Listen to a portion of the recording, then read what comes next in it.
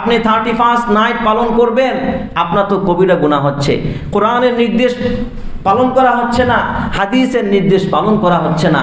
কেমন যেন আপনি জেনেও, কেমন যেন আপনি বুঝেও হাদিসের বিরোধিতা করছেন, কোরআনের বিরোধিতা করছেন। আল্লাহ পাক কোরআনে বলছেন, ওয়া ইদা তুতলা আলাইহি আয়াতুনা ওয়াল্লা মুস্তাকবিরা কাআল্লাম ইয়াসমাআহা কাআন্না ফি উযুনাইহি ওয়াকরা। আমাদের ধর্মীয় অনুভূতিটাই নাই। এটা কি কারণে হয়? আমাদের ধর্মীয় অনুভূতি না থাকার কারণে।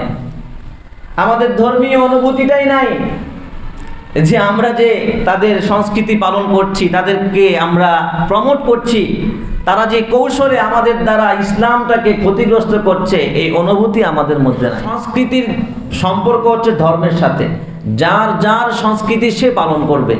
কিন্তু এখন অবস্থা এমন হচ্ছে যে সংস্কৃতির কোনো পার্থক্য নাই, যে যা পারে, বরঞ্চ আমরা আমাদের সংস্কৃতি বাদ দিয়ে ইহুদি খ্রিস্টানদের সংস্কৃতি আরো বেশি করে পালন করি। তো পরিপূর্ণ ইমানদার হতে হলে কি করতে হবে? বিজাতীয় সংস্কৃতি সম্পূর্ণভাবে বর্জন করতে হবে।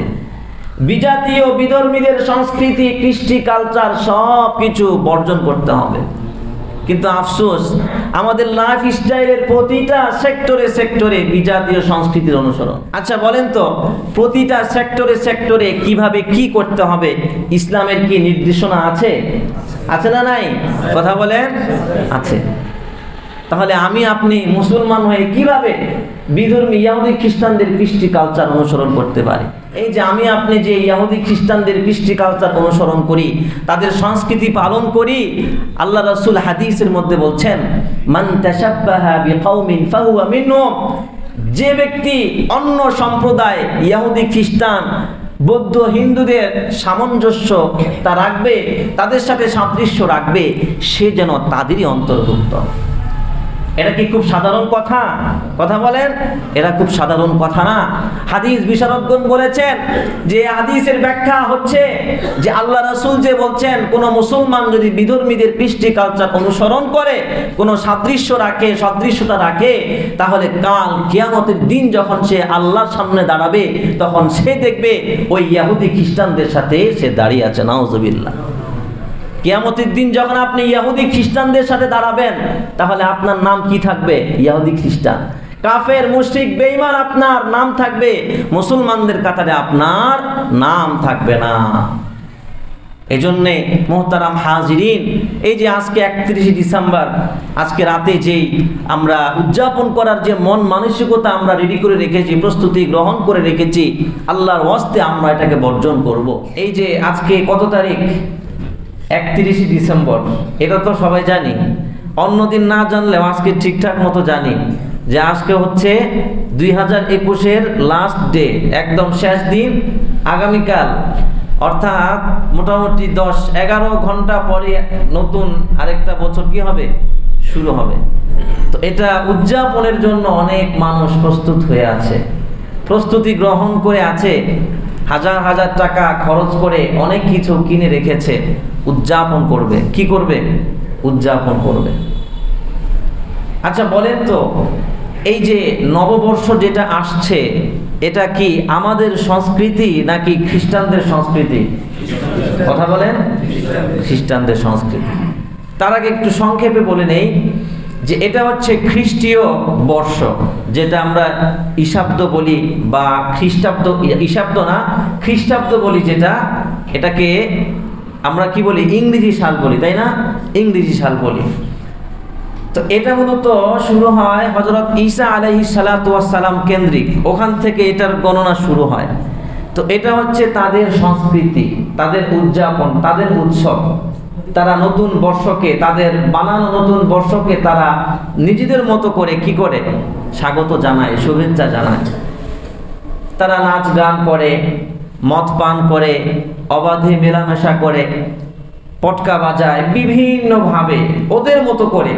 ওদের কাছে তো কোনো গুনাহ নাই, যারা খ্রিস্টান এদের কাছে কোনো গুনাহ নাই, কারণ সব গুনাহ কিয়ামতের আগে যত খ্রিস্টান দুনিয়াতে আসবে, এই সব গুনাহ হযরত ঈসা আলাইহিস সালাম ওই যে মৃত্যুবরণ করেছিলেন তাদের ধারণা অনুযায়ী ক্রুশবিদ্ধ হয়ে, তো ঈসা আলাইহিস সালাম সব নাকি মাফ করে নিয়েছেন। নাউজুবিল্লাহি মিন যালিক।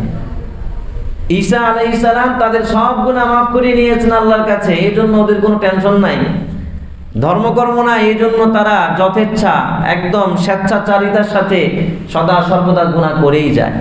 তো তারা যত সুন্দরভাবে যত আমেজ করে এটাকে পালন করা যায় তারা এটাকে পালন করে।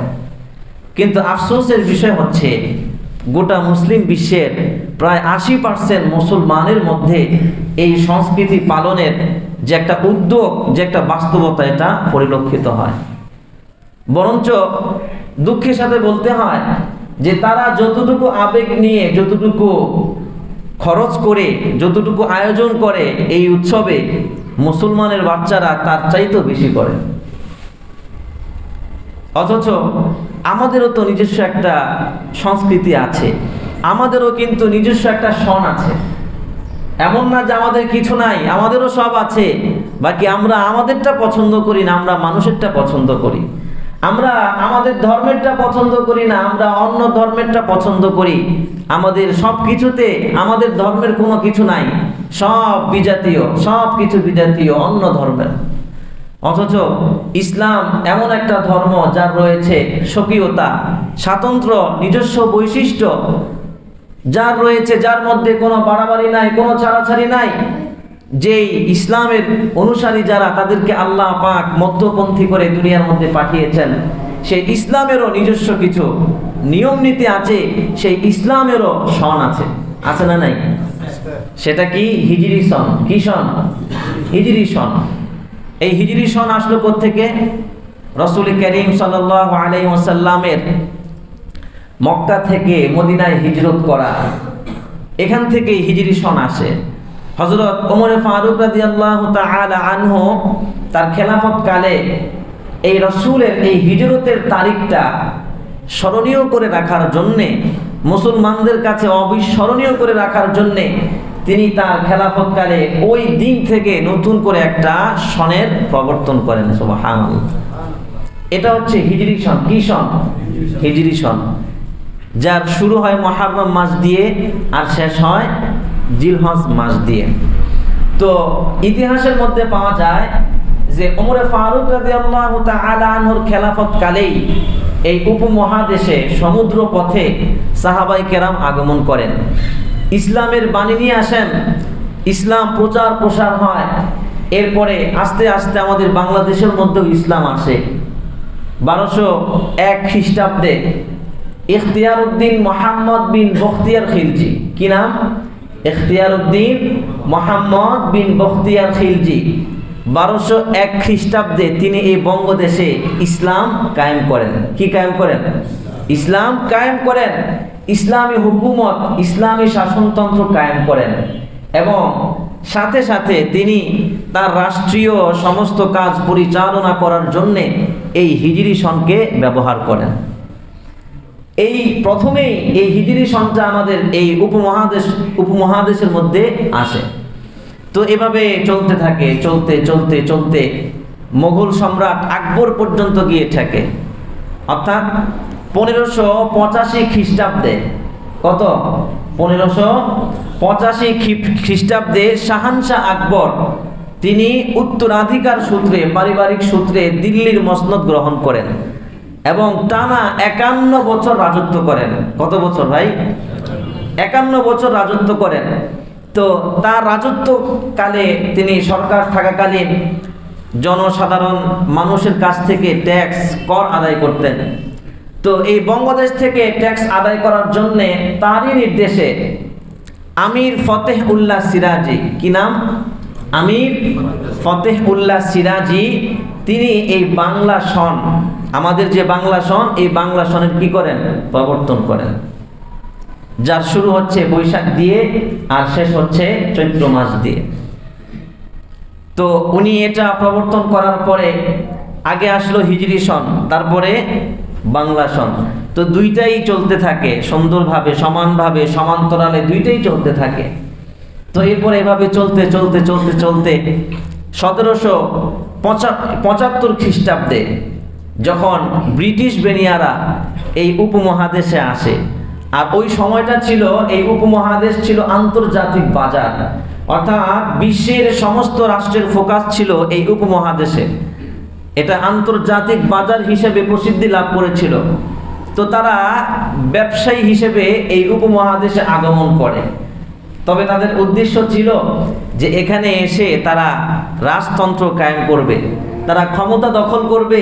আস্তে আস্তে তারা আসলো, আসার পরে তারা পুরো উপমহাদেশে ছড়িয়ে ছিটিয়ে গেল এবং পর্যায়ক্রমে তারা এক পর্যায়ে তারা ক্ষমতাও দখল করে নিল। ক্ষমতা দখল করার পরে আমাদের বাংলাদেশে তখন শাসক ছিলেন নবাব সিরাজউদ্দৌলা। আমরা তো চিনি ওনাকে, তাই না? নবাব সিরাজউদ্দৌলা তখন আমাদের এই বাংলাদেশের শাসক ছিলেন। তো তার সাথে এই ব্রিটিশদের একটা যুদ্ধ হয়, যেটা ঐতিহাসিক পলাশির যুদ্ধ নামে পরিচিত। পলাশির যুদ্ধ নামে পরিচিত। তো ওই যুদ্ধে নবাব সিরাজউদ্দৌলা পরাজয় বরণ করেন একটা মাত্র কারণে, আর সেটা হচ্ছে তার প্রধান সেনাপতির বিশ্বাসঘাতকতা। তার প্রধান সেনাপতির বিশ্বাসঘাতকতা। অনেকেই চিনি ওনার নাম কি? মীর জাফর। এই মীর জাফর তার বিশ্বাসঘাতকতায়, তার একার বিশ্বাসঘাতকতায় নবাব সিরাজউদ্দৌলার মর্মান্তিকভাবে পরাজয় বরণ করে। তো এরপর থেকে তারা আমাদের এই বাংলাদেশের মধ্যে ঢুকে যাওয়ার পরে এই বাংলাদেশের মধ্যে তারা তাদের ওই যে খ্রিস্টীয় সন যেটা, এটাকে চালু করে। তাহলে আগে আসলো কি?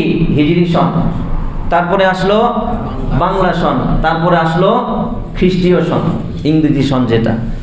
তাহলে সবার লাস্টে কোনটা আসলো? ইংরেজি সন। তো এখন এই যে হিজরি সন, এটা তো আমাদের ধর্মীয় সন, এটা মুসলিমদের জাতীয় সন। কারণ কি? কারণ মুসলমানদের যাবতীয় ইবাদত বন্দিগি সব হিজরি সনের উপর নির্ভরশীল। মুহররম মাসের শাওয়াল রোজা রাখেন, এটার ভিত্তি কিসের উপর?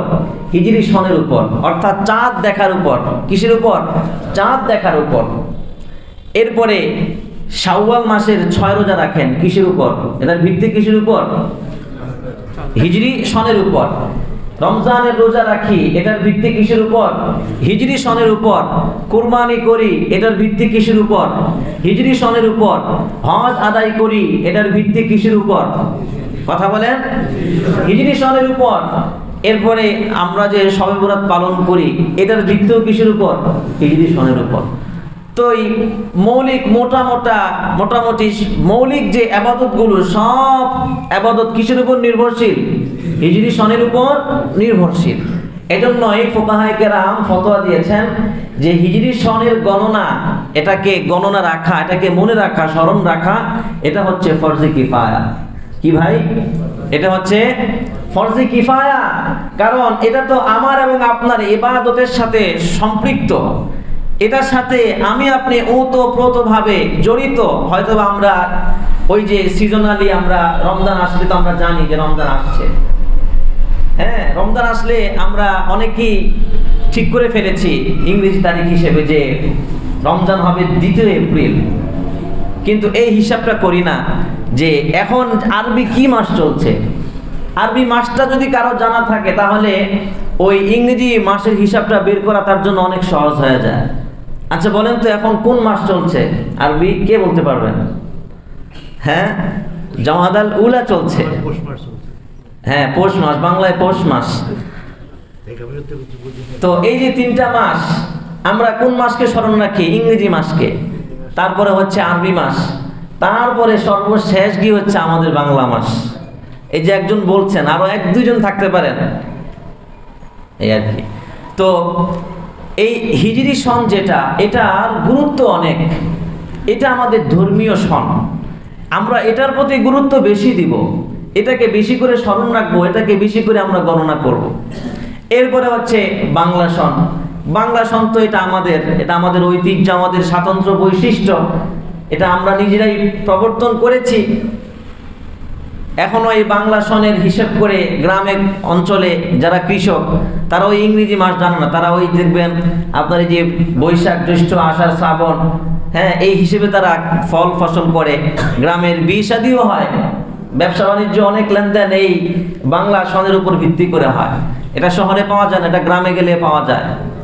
তারপরে এই যে 12 মাস, এটার আবার 6টা ভাগ করা হয়েছে, গ্রীষ্ম, বর্ষা, শরৎ, হেমন্ত, শীত, বসন্ত।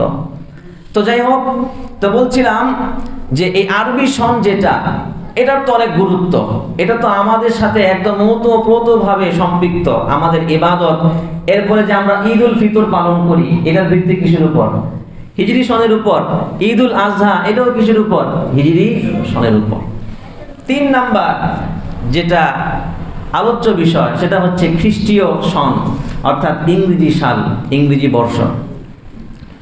ইংরেজি বর্ষ এটা মুসলমানদের সংস্কৃতি না, এটা মুসলমানদের বানানো না। এটা কাদের বানানো? খ্রিস্টানদের বানানো। তো এটা হচ্ছে তাদের সংস্কৃতি। আর সংস্কৃতি, এটার সম্পর্ক হচ্ছে ধর্মের সাথে। কিসের সাথে? ধর্মের সাথে। হিন্দু ধর্মের সংস্কৃতি মুসলমান পালন করতে পারবে না, তার জন্য জায়েজ নাই, তার জন্য হারাম। যদি মুসলমানরা হিন্দুদের সংস্কৃতি পালন করতে যায়, তাহলে তো ইমানই থাকবে না। ইমান থাকবে? কথা বলেন। তো এই সংস্কৃতি এমন না যে এটা মানে ধর্ম নির্বিশেষে সবাই পালন করবে, বরঞ্চ সংস্কৃতির সম্পর্ক হচ্ছে ধর্মের সাথে। যার যার সংস্কৃতি সে পালন করবে। কিন্তু এখন অবস্থা এমন হচ্ছে যে সংস্কৃতির কোনো পার্থক্য নাই, যে যা পারে, বরঞ্চ আমরা আমাদের সংস্কৃতি বাদ দিয়ে ইহুদি খ্রিস্টানদের সংস্কৃতি আরো বেশি করে পালন করি। আল্লাহ পাক কুরআনুল কারীমে কি বলছেন শুনুন। আল্লাহ পাক বলছেন, ইয়া আইয়ুহাল্লাযীনা আমানু লা তাত্তাখিদুল ইয়াহুদা ওয়ান নাসারা আউলিয়া। হে ঈমানদাররা, তোমরা ইহুদি এবং খ্রিস্টান এদেরকে বন্ধুরূপে গ্রহণ করিও না। খুব ভালো করে বুঝেন আল্লাহ পাক কি বলছেন, যে তোমরা ইহুদিদেরকে এবং খ্রিস্টানদেরকে বন্ধুরূপে গ্রহণ করিও না। আল্লাহ পাক এটা বলে নাই তাদের সাথে চলিও না, তাদের সাথে ব্যবসা বাণিজ্য কইরো না, এটা বলেছেন? এটা বলেন নাই। কি বলছেন? তাদেরকে বন্ধুরূপে তোমরা গ্রহণ করিও না। বাদুহুম আউলিয়া ও বাদ, কারণ তারা পরস্পরের বন্ধু, কিন্তু তারা তোমাদের শত্রু। তারা পরস্পরের বন্ধু, অর্থাৎ ইহুদি খ্রিস্টান তারা বন্ধু, কিন্তু তোমাদের বন্ধু না। তোমরা তাদেরকে বন্ধুরূপে গ্রহণ করতে পারবা না। এরপরে আল্লাহ পাক বলছেন, ইন্নাল্লাহা লা ইয়াহদিল কওমাজ জালিমিন, যে আল্লাহ পাক জালিম সম্প্রদায়কে সঠিক পথ দেখান না, সঠিক পথ প্রদর্শন করেন না।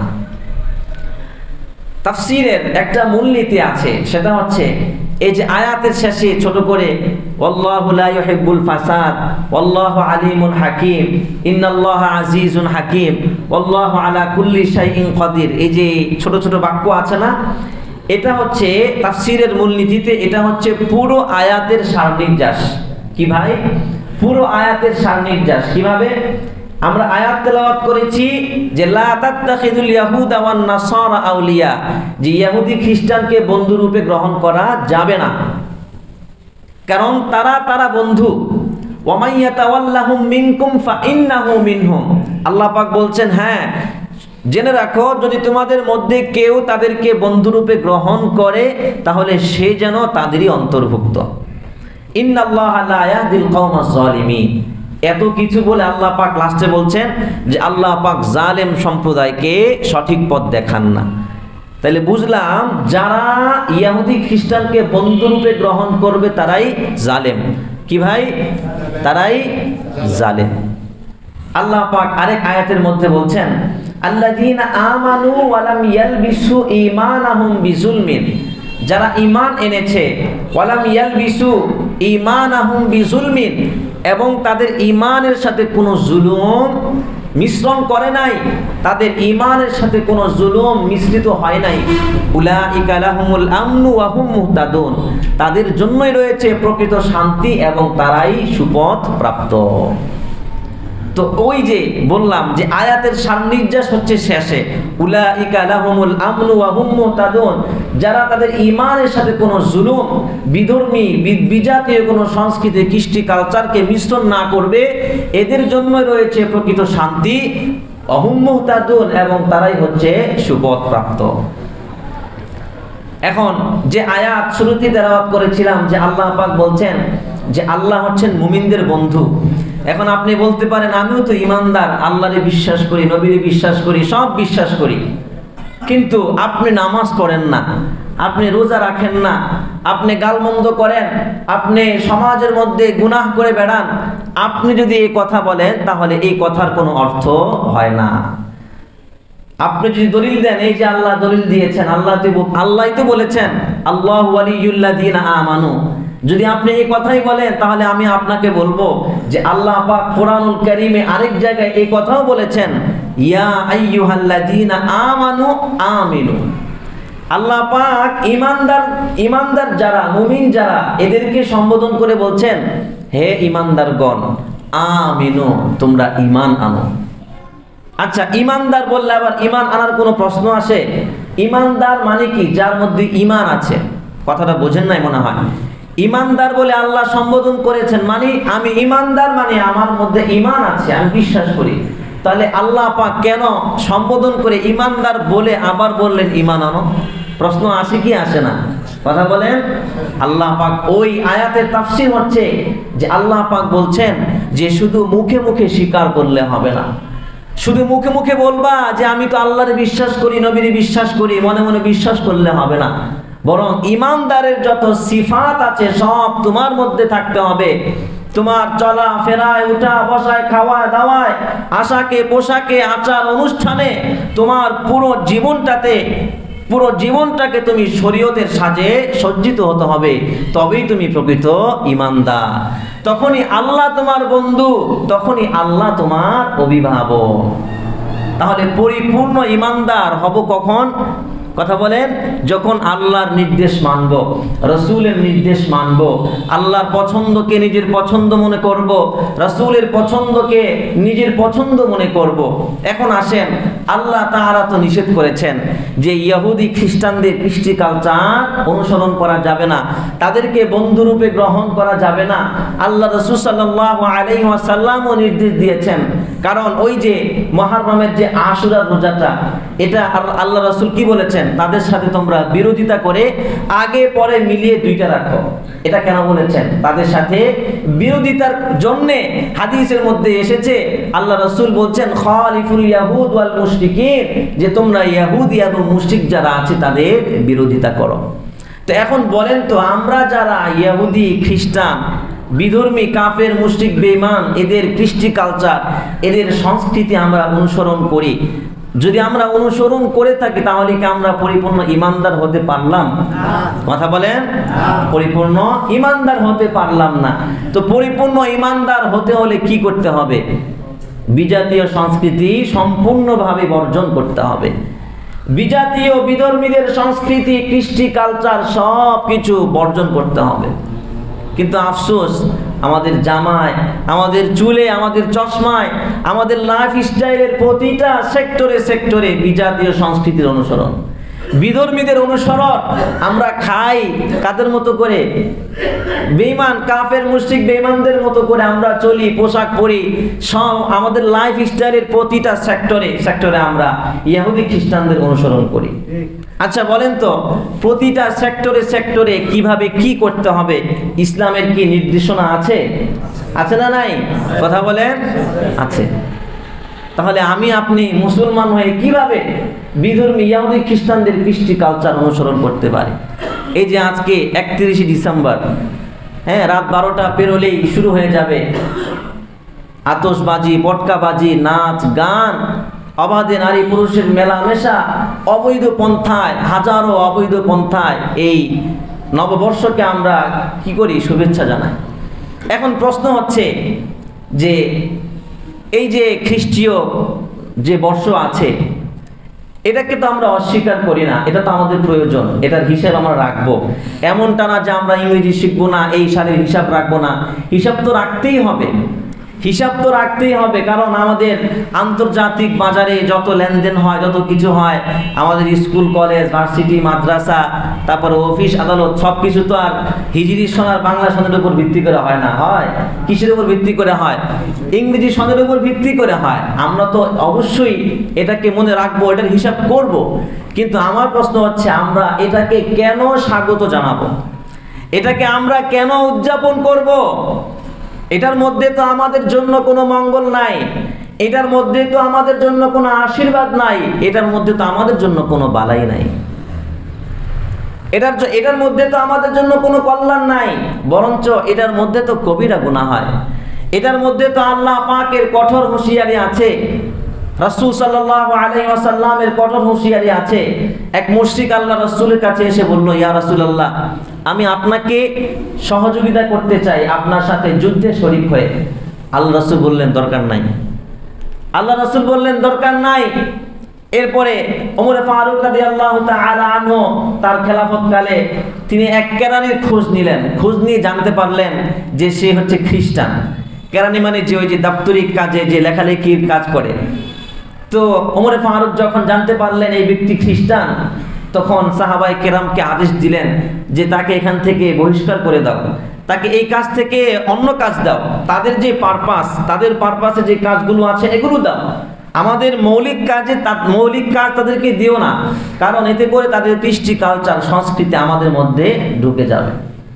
তো ওমর তো তাকে বহিষ্কার করে দেন নাই, তাকে এই কাজ থেকে অব্যাহতি দিয়ে অন্য কাজ, তাদের পারপাসে যে কাজগুলো আছে এই কাজগুলো দিয়েছেন। রাসূল করিম সাল্লাল্লাহু আলাইহি ওয়াসাল্লাম ওই মুশরিককে বলল যে তোমাদের সাহায্য আমাদের দরকার নাই, তোমাদের সাহায্য নেওয়া এটা আমাদের জন্য বৈধ না। যদি সাহায্য করতেই হয় তাহলে মুসলমান হও, তারপর তুমি আমার সাথে যুদ্ধে শরীক হয়ে আমার সাথে যুদ্ধ করো আর ইসলামকে সাহায্য করো।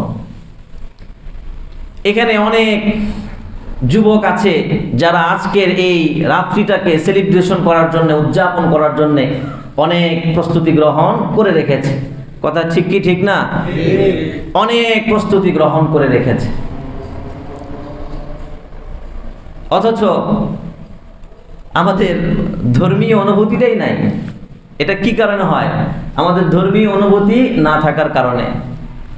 আমাদের ধর্মীয় অনুভূতিটাই নাই যে আমরা যে তাদের সংস্কৃতি পালন করছি, তাদেরকে আমরা প্রমোট করছি, তারা যে কৌশলে আমাদের দ্বারা ইসলামটাকে ক্ষতিগ্রস্ত করছে, এই অনুভূতি আমাদের মধ্যে নাই।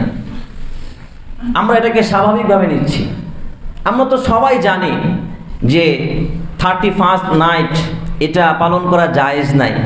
এমন তো কেউ নাই যে হুজুর জানি না যে 31st নাইট পালন করা এটা যে অবৈধ এটা জানি না, এরকম মানুষ খুব কম আছে। কথা বলেন ঠিক কিনা? অনেক মানুষ জানে যে 31st নাইট পালন করা জায়েজ নাই, তারপরেও পালন করে। এরকম যদি হয় আমার আপনার অবস্থা, জেনেও বুঝেও যদি আমরা গুনাহ করি, তাহলে ঈমান তো ঠিক থাকবে না। ঈমান যে কখন চলে যাবে আমি আপনি টের পাবো না, ঈমান যে কখন হরণ করে নিয়ে যাবে আমি আপনি টের পাবো না। আচ্ছা বলেন তো, গান শোনা এটা হালাল নাকি হারাম? আচ্ছা, এমন কেউ এখানে আছে যে জানি না যে গান শোনা যে হালাল হারাম জানি না, এমন মানুষ তো মনে হয় এখানে কেউ নাই। থাকলে একটু হাত তোলেন। কেউ নাই, কিন্তু তারপরও গান শুনি কি শুনি না? কথা বলেন। গালমন্দ করা এটা ভালো না, এটা কবিরা গুনাহ।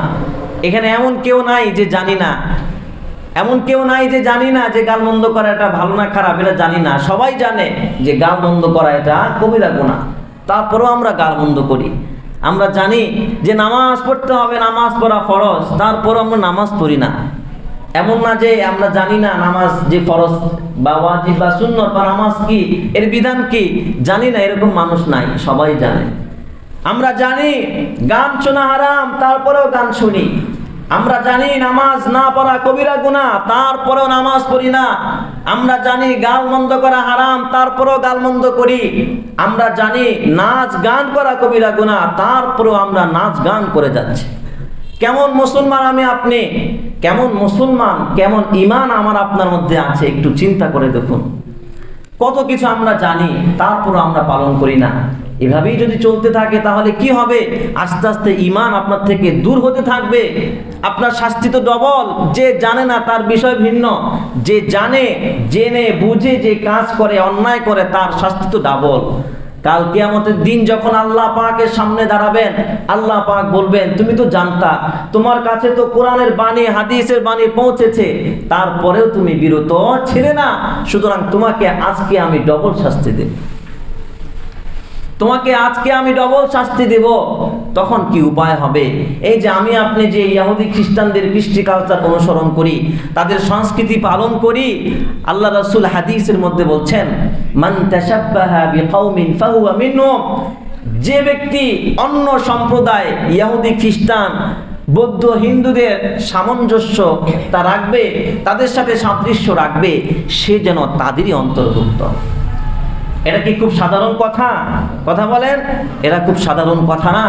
হাদিস বিশারদগণ বলেছেন যে হাদিসের ব্যাখ্যা হচ্ছে যে আল্লাহ রাসূল যে বলছেন কোন মুসলমান যদি বিধর্মীদের কৃষ্টি কালচার অনুসরণ করে, কোন সাদৃশ্য রাখে, সদৃশ্যতা রাখে, তাহলে কাল কিয়ামতের দিন যখন সে আল্লাহর সামনে দাঁড়াবে তখন সে দেখবে ওই ইহুদি খ্রিস্টানদের সাথে সে দাঁড়িয়ে আছে। নাউজুবিল্লাহ।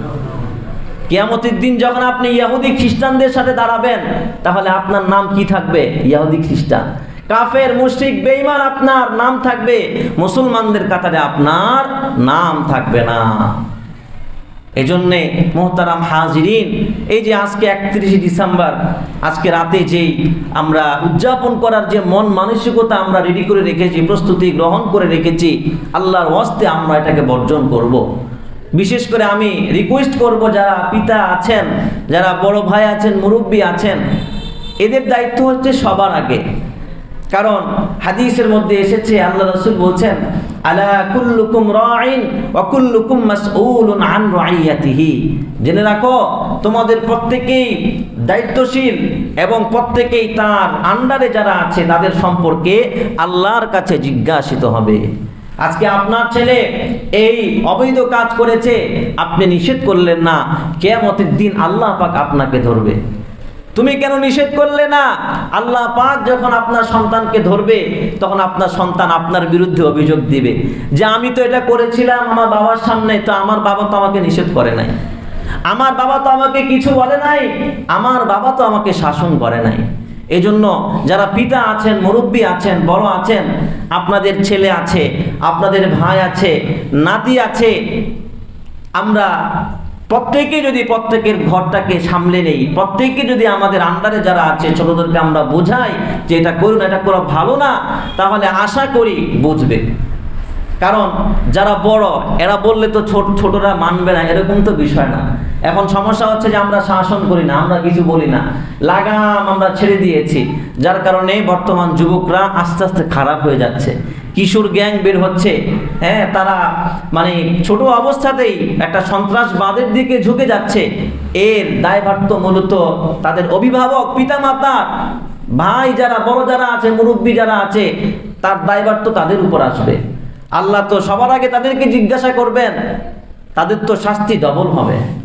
এজন্যে আমরা যারা বড় আছি, আমরা আমাদের আন্ডারে যারা আছে, আমরা এদেরকে নিষেধ করব, আমরা এটা থেকে বিরত থাকব। আপনি 31 নাইট পালন করবেন, আপনার তো কবিরা গুনাহ হচ্ছে, কোরআনের নির্দেশ পালন করা হচ্ছে না, হাদিসের নির্দেশ পালন করা হচ্ছে না। কেমন যেন আপনি জেনেও, কেমন যেন আপনি বুঝেও হাদিসের বিরোধিতা করছেন, কোরআনের বিরোধিতা করছেন। আল্লাহ পাক কোরআনে বলছেন ওয়া ইদা তুতলা আলাইহি আয়াতুনা ওয়াল্লা মুস্তাকবিরা কাআল্লাম ইয়াসমাআহা কাআন্না ফি উযুনাইহি ওয়াকরা।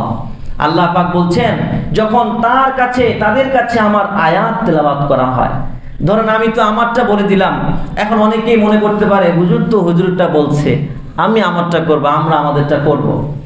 কত কত কথাই তো হুজুর বলে, হুজুরের দায়িত্ব এখানে চাকরি, হুজুর মিম্বরে বসে কি বলবে, এগুলো ছাড়া তো কিছু বলবে না। হুজুর হুজুরটা বলছে, আমরা আমাদেরটা করব। দেখেন আল্লাহ পাক এদের সম্পর্কে বলছেন ওয়া ইদা তুতলা আলাইহি আয়াতুনা ওয়াল্লা মুস্তাকবিরা, যখন তাদের কাছে আমার কোরআনের আয়াত পাঠ করে শোনানো হয়, ওয়াল্লা মুস্তাকবিরা, তখন তারা মুখ ফিরিয়ে, অহংকার করে তারা মুখ ফিরে পৃষ্ঠ প্রদর্শন করে। এটার বাংলা ভাবার্থ হচ্ছে, একটু আগে যে বললাম, দুত্তুরি হুজুর কি বললো না বললো, হুজুরেরটা হুজুর বলছে, আমাদেরটা কি আমরা করব। আল্লাহ পাক কি বলছেন জানেন? যে তাদের অবস্থা কেমন জানো? কাআল্লাম ইয়াসমাহা, তুমি যে সুস্পষ্টভাবে জানিয়ে দিয়েছ, সুস্পষ্টভাবে সতর্ক করেছ, যেন সে শোনে নাই, যেন তোমার বয়ান, তোমার বক্তব্য, কোরআন হাদিসের বক্তব্য সে শোনে নাই। কাআন্না ফি উযুনাইহি ওয়াকরা, এক কানের কথা বলে নাই। আল্লাহ পাক বলছেন যেন তার দুই কানের মধ্যে ছিপি রয়েছে, ছিপি অর্থাৎ পর্দা, এমন পর্দা রয়েছে যে মনে হয় সে শোনেই নাই, তার ভাবখানা এমন। আল্লাহ পাক বলছেন এরকম যারা, হে নবী, ফাবাশশিরহু বিআযাবিন আলীম, আপনি তাদেরকে কঠিন শাস্তির সুসংবাদ দিন, আপনি তাদেরকে কঠিন আযাবের সুসংবাদ দিন। আল্লাহ পাক কুরআনুল কারীমে এই আয়াতের মাধ্যমে সুস্পষ্টভাবে এই যে আমাদের যে অবস্থাটা অনেকের, এটাও আল্লাহ পাক কুরআনুল কারীমের মধ্যে বলে দিয়েছেন।